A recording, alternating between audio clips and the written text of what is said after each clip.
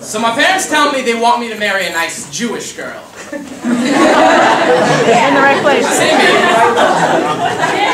I say maybe.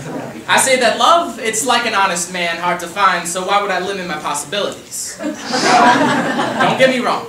I am a man of faith, pray every week, back erect when it comes to my religion, but if I were to fall so hard that I break bones and spill marrow for a woman of a different faith, I will let what should be hop onto that carousel and take it for a spin. And my parents, they ask me, how could you abandon your religion in the desert?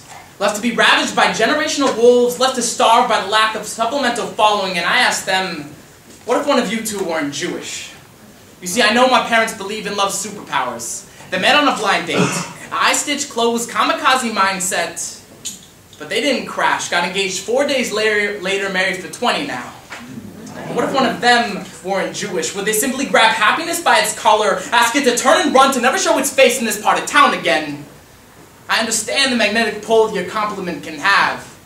I believe that love is a religion all within itself, so as a man of faith, I am also inherently a man of love. And I understand that prayer is reserved for God. But love is there to take his place when he can't show up that day. Sit down and keep it warm. So you ask me, how am I abandoning my religion? Understand that's not what I am doing. I'm simply preparing for days when God leaves me there waiting to hear that doorbell ring, ominous silence which is about as unfulfilling as a mediocre dessert after a heavenly entree.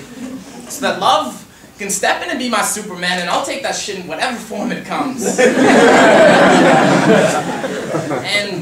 I think love gets talked about a lot, but in reality it's something more along the lines of infatuation. You see, love, it's not a dark night, it is not a two-faced emotion. Love, when done right, can save you.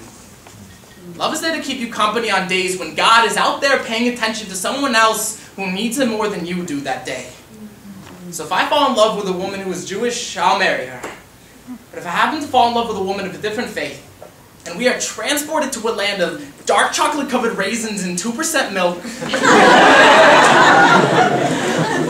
I will marry her too. And any problems of how we will raise our children will be solved, because I know whoever I marry will be really good at solving life's multivariable problems. I will put that band on her finger, one which will create beautiful mistletoe music that we will dance to forever. Woo!